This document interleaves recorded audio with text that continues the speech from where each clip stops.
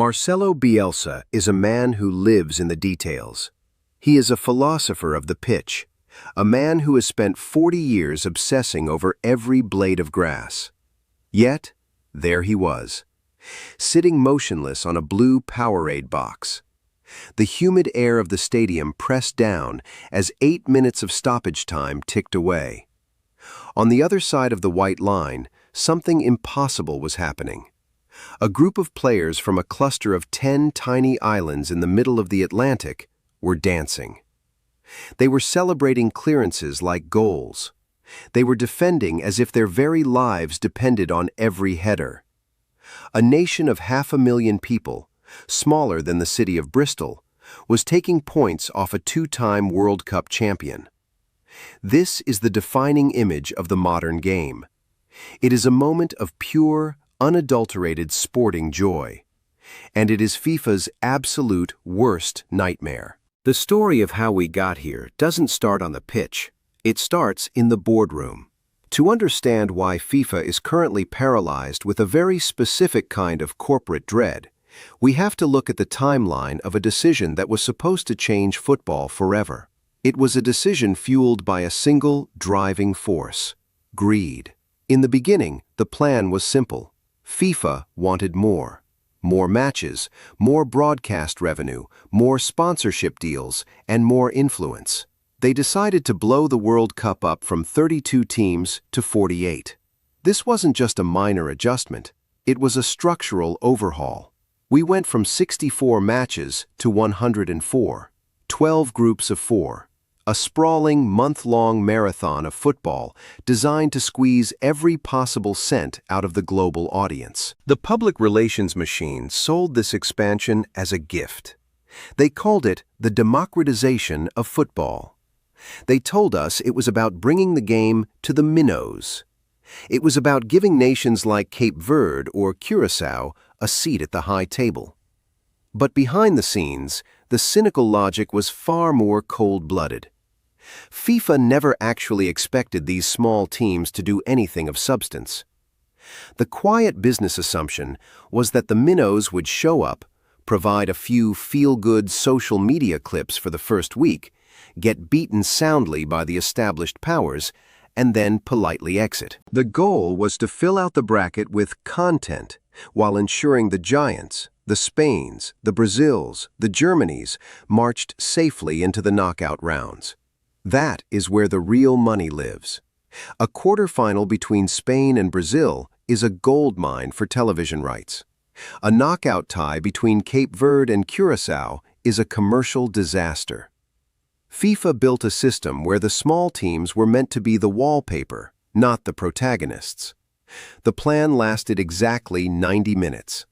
On day 1, the timeline of this nightmare began in earnest.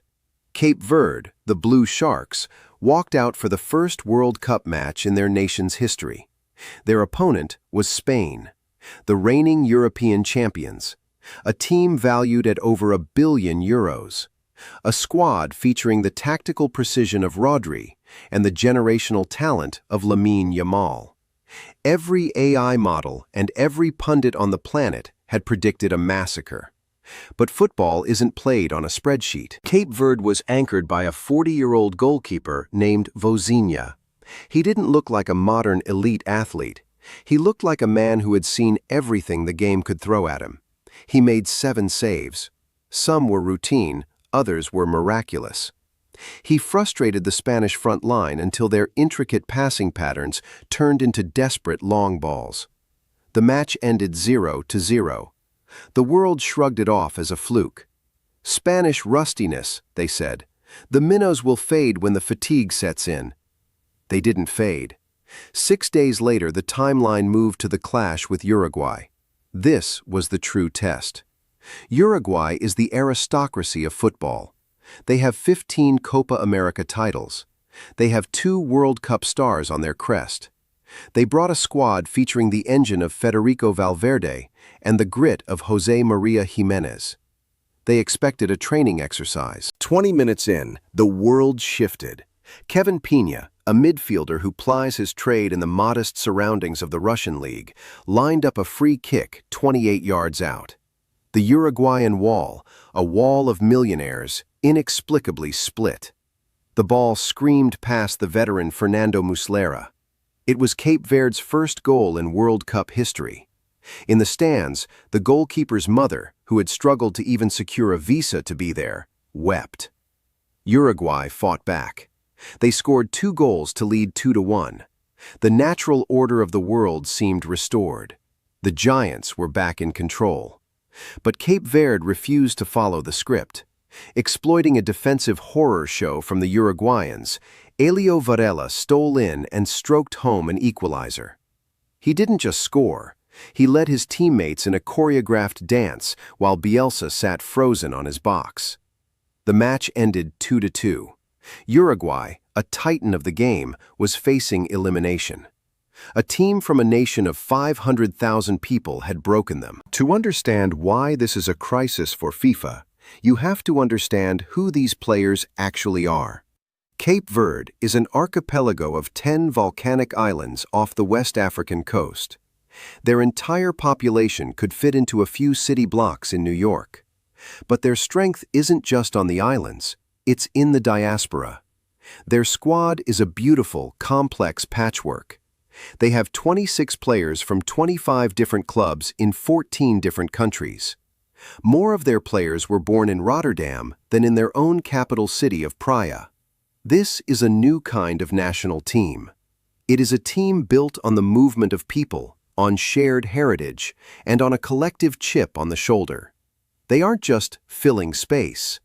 They are tactically disciplined, physically elite, and emotionally unbreakable.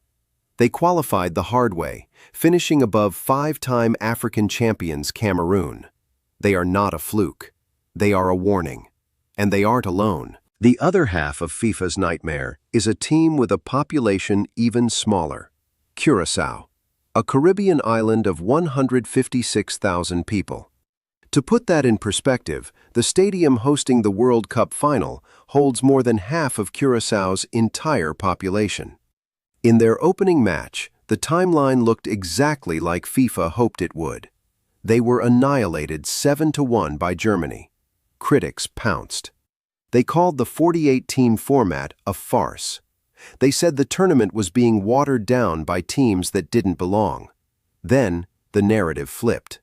6 days after that humiliation, Curaçao faced Ecuador. Ecuador is a team packed with defenders from Arsenal and Paris Saint-Germain. They are a physical powerhouse. But they couldn't score. The hero was Eloy Room, a 37-year-old goalkeeper who had spent much of his career as a backup. He made 15 saves. It was the most by any keeper in a 90-minute World Cup match since records began in 1966. He was a human wall. The King and Queen of the Netherlands watched from the stands in disbelief. Their 78-year-old coach, the oldest manager in the history of the tournament, wept at the final whistle. He said they had come from nothing and fought like lions. A boulder in the sea had taken a point from a South American giant. This wasn't a series of isolated mistakes. It was exactly how the system was designed to work. FIFA expanded the tournament to create more moments, but they failed to realize that moments are unpredictable. By increasing the number of teams, they inadvertently lowered the barrier for a single shock result to change the entire trajectory of the tournament. In the old 32-team format, you usually needed 2 wins to advance. In this 48-team chaos, the top 2 from each group go through, along with the 8 best third-place teams. This is the safety net rule. FIFA designed it to ensure that if a giant like Argentina or France had one bad game, they could still limp into the knockouts as a high-performing third-place team. But the rule works both ways. Now, an underdog doesn't even need to win a game to become a threat. One heroic draw, one clean sheet, and one lucky goal can be enough to see a minnow survive. Suddenly, the bracket is a minefield. Look at the casualties already piling up on the timeline. Turkey, a pre-tournament dark horse, is gone. Belgium's golden generation is staring into the abyss. Uruguay is in genuine jeopardy. While these massive footballing economies are packing their bags, the islands are climbing. This is the financial catastrophe FIFA didn't account for. Every time a nation like Cape Verde advances, a nation like Italy or Uruguay goes home. That means millions of lost television viewers in major markets. It means lower engagement for sponsors who paid for the Big Five audiences. It means the bankable quarterfinal is being replaced by a match that the casual fan in Beijing or New York might not tune in for. FIFA built a bigger stage to make more money, but the underdogs have hijacked the play. They have taken the feel-good narrative and turned it into a weapon. They are not just happy to be there, they are there to win. The irony is thick enough to choke on. FIFA's greed created the very conditions for its own loss of control. By trying to commercialize the romance of the underdog, they gave those underdogs the structural opportunity to destroy the commercial viability of the later rounds. The minnows are no longer just filling the schedule, they are wrecking reputations and crashing the party. But for the fans, this is the only thing that matters. This is the soul of the World Cup. We watch because of the impossibility of it all. We watch because we want to see the 37-year-old backup keeper make 15 saves against world-class strikers. We watch because we want to see a coach in a denim t-shirt outthink a tactical genius like Marcelo Bielsa. History tells us that these runs are what we remember. We remember Costa Rica in 2014, topping a group with 3 former world champions and sending England and Italy home. We remember Morocco in 2022, becoming the first African and Arab nation to reach a semifinal, knocking out the giants of the Iberian Peninsula along the way. We remember South Korea in 2002. We remember Croatia, a nation of only 4 million, reaching back-to-back semifinals and a final. These aren't just nice stories. They are the lifeblood of the sport. They are the proof that money, while powerful, is not absolute. You can buy the broadcast rights, you can buy the stadium naming rights, and you can even buy the votes to host the tournament. But you cannot buy the result of a corner kick in the 89th minute. You cannot buy the spirit of a team that feels it is representing the pride of an entire archipelago. The timeline of this World Cup is still being written. Cape Verde is 90 minutes away from the last 32. Curaçao has a point and a goalkeeper who is being measured for a statue. Every step they take forward is a step that makes the suits in Zurich sweat. They are the one pure, joyful thing that FIFA accidentally created while they were busy looking at spreadsheets. The 48-team format was supposed to be a corporate masterstroke. Instead, it has become a stage for the greatest giant-killing spree in the history of the game.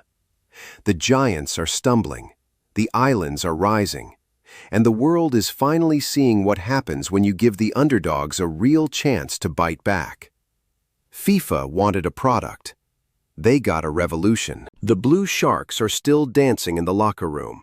Bielsa is still sitting on his box, trying to calculate where it all went wrong. The broadcast executives are looking at the projected ratings for a potential Cape Verde knockout match and reaching for the aspirin. The minnows have realized that the giants are not invincible. They are just expensive. So, who is your underdog? Are you riding with the Blue Sharks all the way to the knockouts? Or do you think the giants will finally wake up and restore the natural order? The beauty of this mess is that nobody knows the answer. Not the AI, not the pundits, and certainly not the people running FIFA. The archipelago is louder than the boardroom. The boulder in the sea is holding firm. This is the nightmare they built for themselves. It is the most beautiful thing in football. The giants are finally afraid.